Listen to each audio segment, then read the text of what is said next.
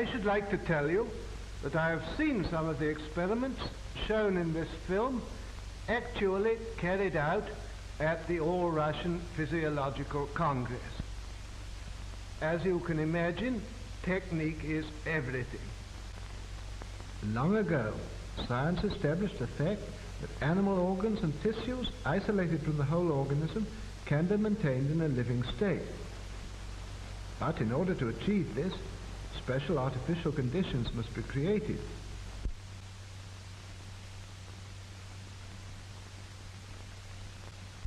Isolated organs can be brought to life even though they've been removed from the animal's corpse some time after death. Here's a dog's heart. It can function as well in artificial conditions as in a living organism, and for this purpose, blood is introduced into the cardiac vessels. The isolated heart beats just as it did a few hours previously in the living dog.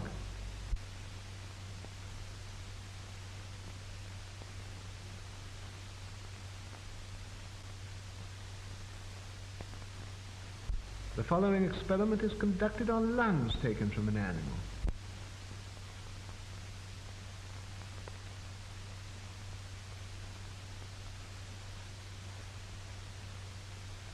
Bellows distend the lungs and fill them with air.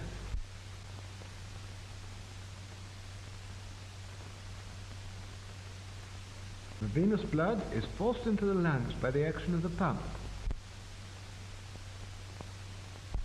The dark venous blood passes through this tube. In the lungs, it takes up oxygen and becomes arterial blood.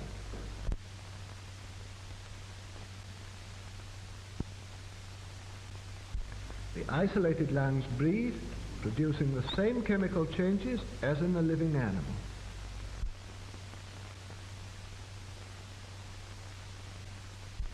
An animal's head can also live in the isolated condition. Here is the plan of the experiment.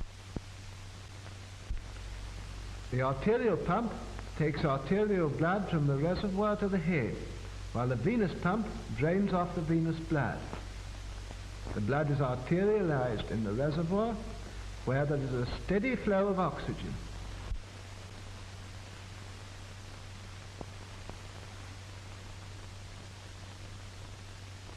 The artificial blood circulation ensures the metabolism necessary for the life of the head.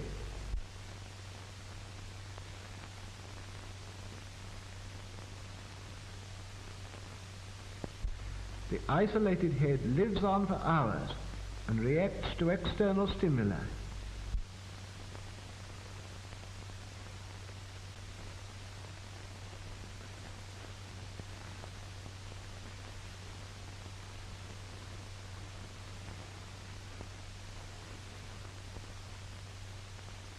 The isolated head even reacts to light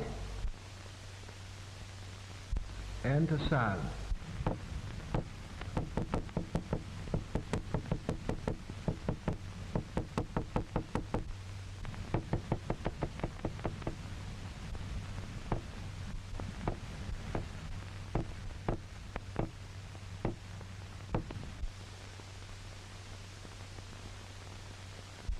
The revival of individual organs enabled scientists to proceed to experiment on reviving the whole organism. The revival of the whole organism can be achieved with the help of an apparatus called the autojector. The autojector carries out the functions of the heart and lungs. We begin the experiment of revival. The experiment is carried out on a dog.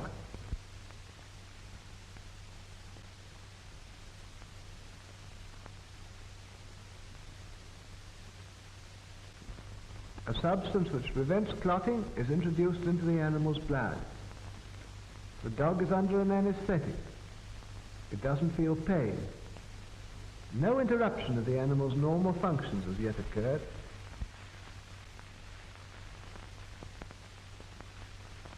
The dog reacts to touch. Its pupils are normal.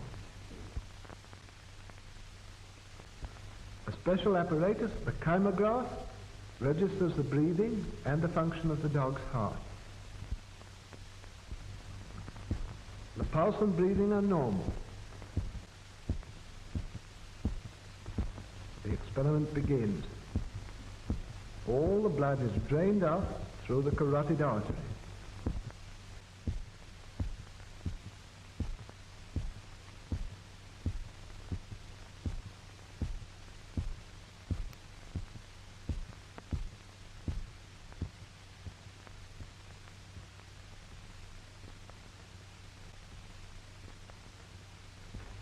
The heart has stopped.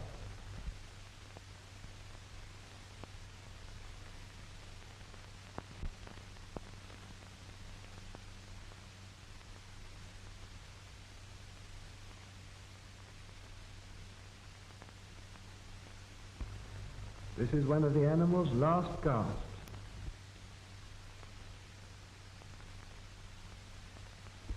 This is a final breath.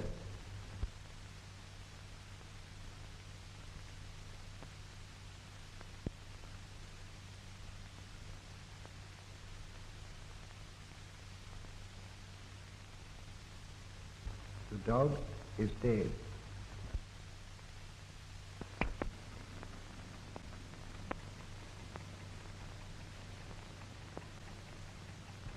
Without operative interference, death would be final, as the disintegration of the body cells would gradually set in. The auto-ejector is being attached before starting the revival. The arterial pump is connected with the artery.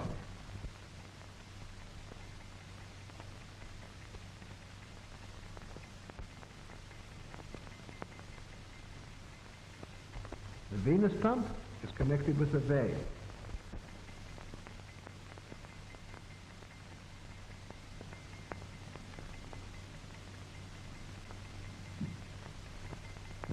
Ten minutes have elapsed since the animal died.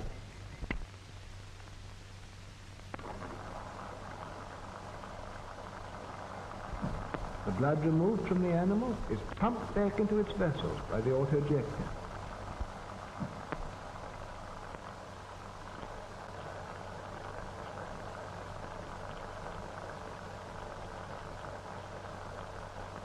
The artificial blood circulation gradually induces the heart to start beating again.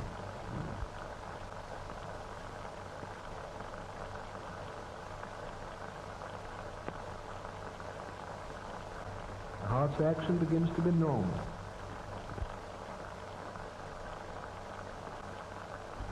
First sign.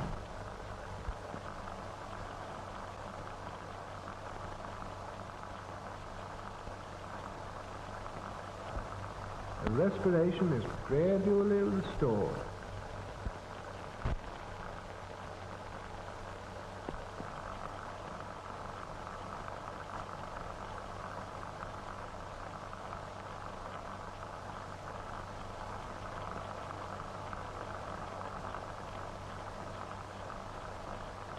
We can now disconnect the auto-ejector and leave the organism of the dog to maintain life with its own resources.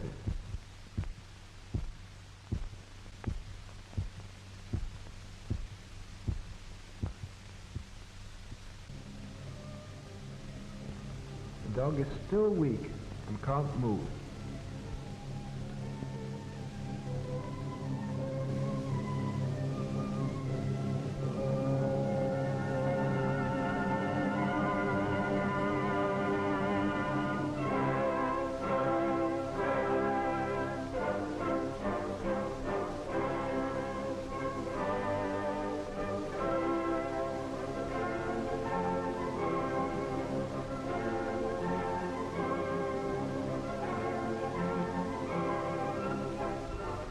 After 10 to 12 days, the dog returns to its normal state.